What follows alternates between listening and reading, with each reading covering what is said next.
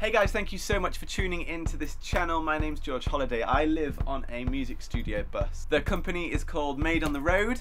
Made on the Road is a music and video production company, and today we're working with PMT, which stands for Professional Music Technology. So today we are going into the shop and we are bringing out certain bits of gear to create a cover song. There's so many people doing great reviews, so I don't even want to compete with them.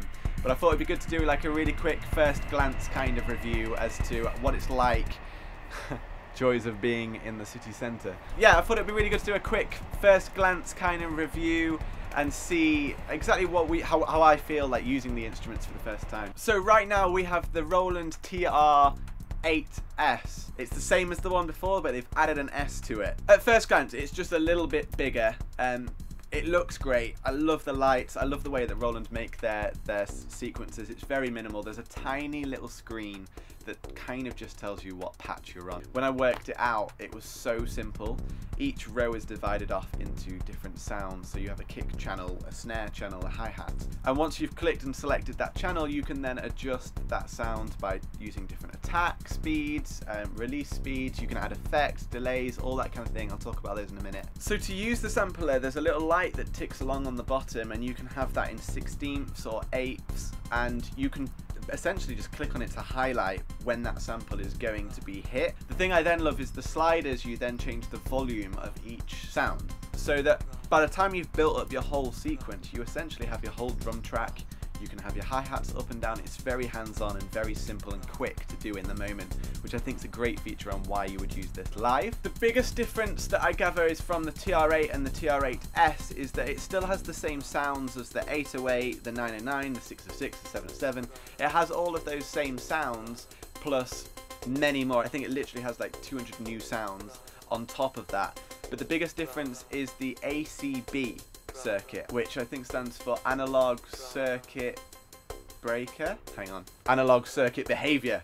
Google is the savior. I think the sound is incredible that comes out of them. I actually went in the store and compared them side by side in terms of the sound. It just has a much more like organic analog sound. The sounds sound better. You can actually tell side by side. I definitely prefer the sounds of the TR-8s, and it's very familiar to the sounds that you get on the TR-8. So if you are a user of that already, you're gonna be very familiar in what this thing can do, but you just get a better quality out of it. One huge difference with the TR-8s, and correct me if I'm wrong, is that you can import sounds and you can do stuff live with the memory and stuff that you have in it, and adding memory cards and whatever else.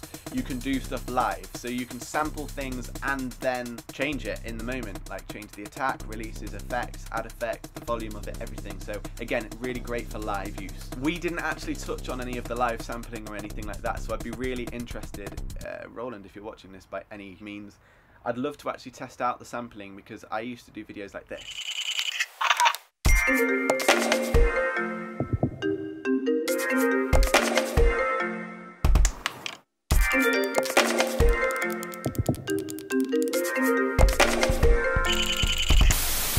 So to be able to do that kind of a thing live, this is like the perfect sequencer to do that, and I would love to delve more into that. But I was really impressed with the sounds they had on board. Another huge difference with the TR-8 and the TR-8s is that you could only have a pattern of 32 steps on the TR-8, and now with the added memory and I think it works out at 128 steps, which is a lot. I mean, having 128 steps, you could turn that into a whole song. One thing I also really like is the effects. The effects you can now stick on each channel.